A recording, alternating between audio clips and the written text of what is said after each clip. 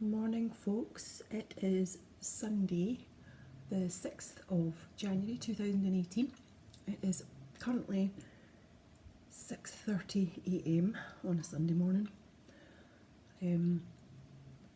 I've been up since about 5, which is a regular occurrence for me now. I don't get a full night's sleep anyway. I don't know if any of you other ladies have experienced the joy of night sweats. You don't think it's possible to go from infernal hot to Baltic freezing within the space of 5 minutes. Yeah, it takes a bit of getting used to. Excuse me, I need to have my coffee. I haven't made it yet.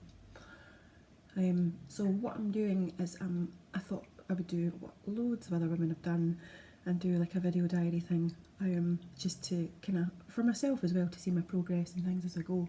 I am now just coming up for 7 weeks post surgery. I'm going back to work tomorrow, but I am going back on half days for the first week. I'm still pretty uncomfortable. I had quite a lot of complications during my surgery. I had a bilateral Salpingo Oopherectomy with a total hysterectomy, which was always going to be the case, but when they started surgery they found out that I had stage 4 endometriosis, which we had not a clue that I didn't have a clue that I had endometriosis, let alone stage 4. So they had to stop my surgery partway through and bring in another specialist. I think it was a bowel specialist, because all of the things that they were taking away, all the bits and bobs they were taking away, were all completely adhered to my bowel or my bladder. So the surgery that should have taken about 2 hours took 5. So I did feel a bit like a boxed wallaby by the end of it. As if I've been boxed by a wallaby even. It's still too early for me. So yeah, they had told me that my internal recovery would probably take a bit longer than some other people, because I'd had so much fiddling about done in there. On the whole, it's actually not been too bad. I was tired the first couple of weeks, really uncomfortable, couldn't sleep on any position apart from on my back for about the first 4 weeks or something. I had to sleep with a 45-degree angle with pillows. So you end up in the morning, your bum's quite sore because you're basically kind of sitting on your bum sleeping. And I couldn't lie on my side for ages, which I missed because I usually sleep on my side, so I found that annoying. But apart from that, I've still got stitches in my belly button. They haven't dissolved yet. They're like whiskers, so they're actually becoming part of the family. The other wounds, the other 3 holes, because it was laparoscopy I had it done by, so the other 3 holes that I have are all kind of pretty much, they've healed up, there's scars there, but they're nothing that you can't deal with. The whiskers are quite annoying because they're right on your belly button, so they're where your waistband is, so anything you wear with a waistband rubs against it, so it makes it quite uncomfortable. I still am struggling with wearing anything tight, so I've spent the last 7 weeks pretty much in pyjamas or joggies, looking at really loose joggies. I've even went out to dinner with friends with my joggies on because I couldn't sit with anything else on. I can wear like dresses or things like that, something that doesn't have any waistband. So today I am going to pick up a couple of dresses for work because it's usually trousers I wear and I just can't sit with a waistband all day long. I miss my tight jeans because I wear them all the time. And I can't wear them, it's just too much pressure on your belly. It's too sore still, so I'm presuming 7 weeks is still quite early for you to be thinking about wearing skinny jeans again. I have stuck to not taking the dogs out, which has been really, really hard. I have a Springer Spaniel who I walk, and I miss walking, and she's looking at me every day as if, what is going on, Mum?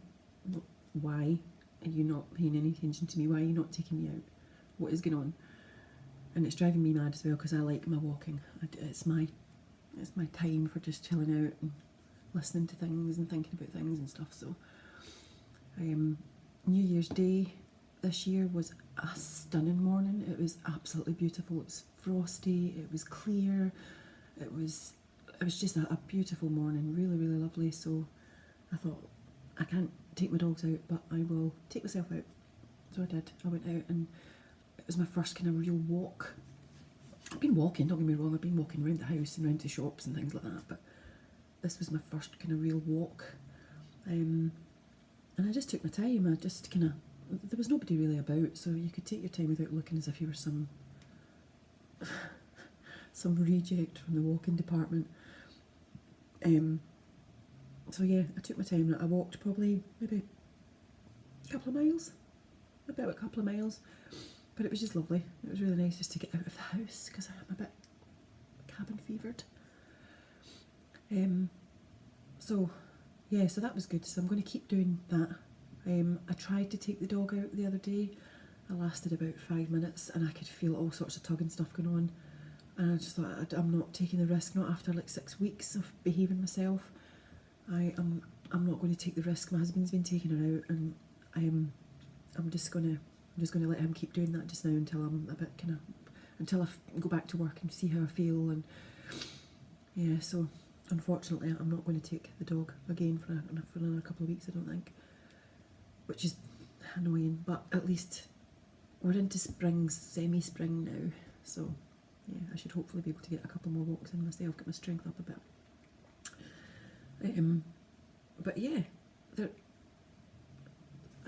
hasn't really been, I haven't really had all these side effects that I was terrified of, all mood swings and yeah, all this other stuff. But the one thing I have been cursed with is the hot flushes.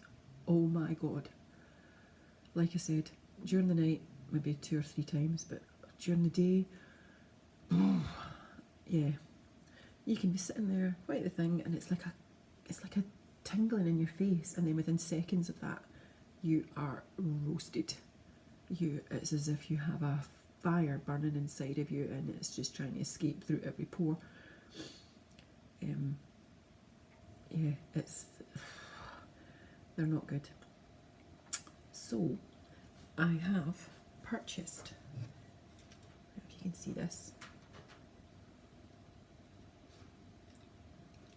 it's a little desk fan for going back to work, because I ain't sitting at my desk fanning myself and making myself even more obvious than luckily I've looked in the mirror and I don't get red and sweaty and stuff, so hopefully I can discreetly sit with that on my desk. Luckily I sit beside the window, but I'm not going to open it in January in Scotland. So I'll sit with that at my desk. It's quite quiet, but it does give off a pretty powerful kick considering the size of it, so I have high hopes. But yeah, we will see. But yeah, so I thought I would make this up just so I could share it with you guys, and see if anybody else has experienced the same things and how we're all getting on. Hopefully next time I'll look a bit better. I won't have my 6:30 look. I'm going to go and get my coffee now, which I'm probably not supposed to drink anymore, but hey, they've taken loads of from me, I'm not taking my coffee as well.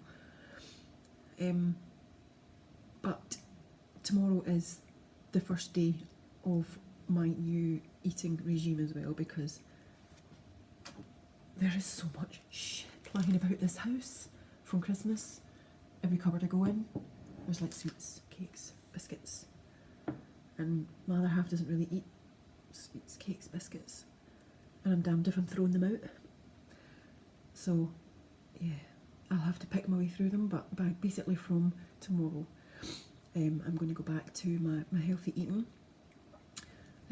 I'll maybe do my Fitness Pal login system again. I think that was the one I used before. You know, you log all your calories and your intake and what your exercise is, and it basically you put a target on there. So I'm gonna do that because I can see it coming on here, and coming under here. So yeah. So tomorrow that starts. Today that doesn't start. today I start with coffee and maybe have some sweets with that coffee. So I'll check in with you guys again soon. Bye.